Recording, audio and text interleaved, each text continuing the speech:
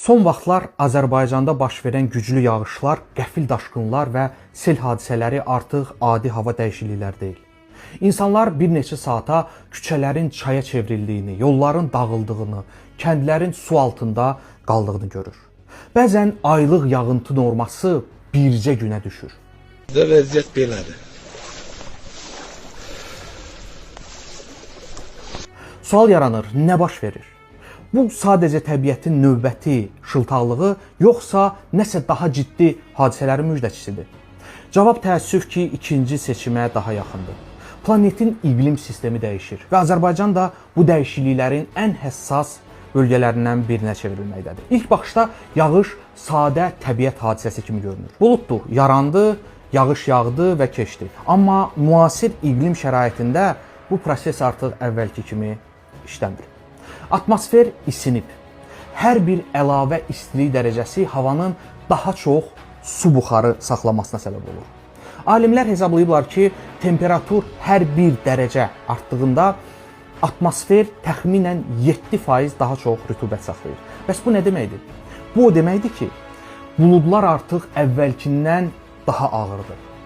Daha çox su ilə doludur və həmin su boşaldıqda nəticə adi yağış yox, dağıdıcı leysanlar olur. Azərbaycan üçün əsas təhlükə mənbələrindən biri Xəzər dənizidir. Son illərdə dənizin səthi temperaturu yüksəlir. İsti su daha çox buxarlanmaya və nəticədə atmosferin rütubətlə yüklənməsinə səbəb olur. Sonra Aralıq dənizindən və cənubdan gələn siklonlar bu nəm hava kütləsi ilə toqquşur. Qarşısında isə böyük və kiçik Qafqaz dağları dayanır və məhz burada proses dramatikləşir. Nəm hava kütlələri dağlara çırpınıb yuxarı qalxmağa başlayır. Yuxarı qalxdıqca soyuyur və içindəki nəhəng su ehtiyatlarını qısa müddətdə yağış şəklində yerə boşaldır. Buna oroqrafik effekt deyilir. Sadə dillə desək, dağlar buludların içindəki suyu sıxıb çıxarır. Nəticədə bir neçə saat ərzində küçələr çaya çevrilir. Dağ çayları və dərələr qəfil daşqınlara səbəb olur. Su torpağı, körpüləri, tikililəri yuyub aparır. Lakin vəziyyəti daha təhlükəli edən başqa bir amil də var. Atmosferdəki böyük hava axınları dəyişir. Şimal yarımkürəsində yerləşən güclü hava cərəyanı, jet stream artıq əvvəlki kimi sürətli deyil. Afrika çox sürətlə isindiyi üçün şimalla cənub arasındakı temperatur fərqi azalır.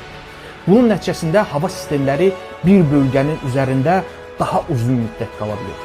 Yəni əvvəllər bir siklon ölkə üzərindən sürətlə keçib gedirdisə, indi o saatlarla, hətta günlərlə eyni ərazidə yağış boşalda bilir. Məhz buna görə biz son dövrlərdə görünməmiş leysanların şahidi oluruq.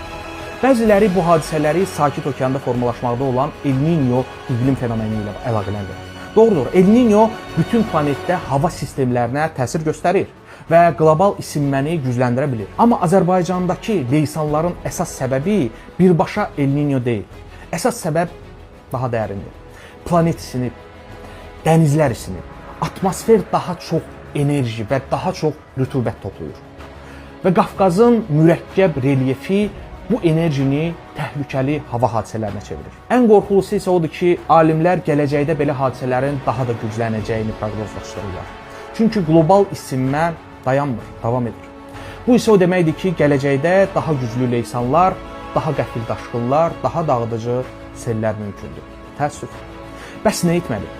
Birinci və ən vacib məsələ şəhərlərin və kəndlərin iqlimə uyğun yenidən planlaşdırılmasıdır. Bu ilk baxışdan məsrəfli tədbir kimi görünsə də, edilməzsə nəticələri təəssüf ki, daha baha başa otura bilər. Köhnə kanalizasiya və yağış suyu sistemləri artıq bu həcmdə yağıntıları daşıya bilmir. Xüsusən də Qarabağ bölgəmizdə yeni salınan şəhərlərin planlaşdırılmasında bu amili nəzərə almaq zəruridir. İkinci məsələ isə çay yataqlarının və sel kanallarının təmiz saxlanmasıdır. Tikililər, tikintilər təbii su axınlarını bağladıqda su öz yolunu dağıdaraq açır.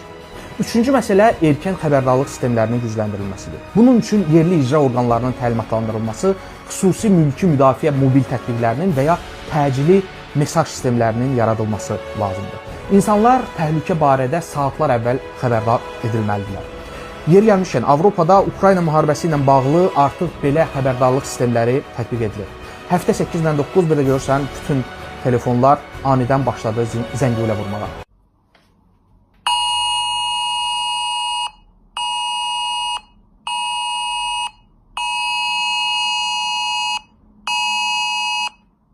Dördüncü məsələ isə meşələrin və dağ ekosistemlərinin qorunmasıdır.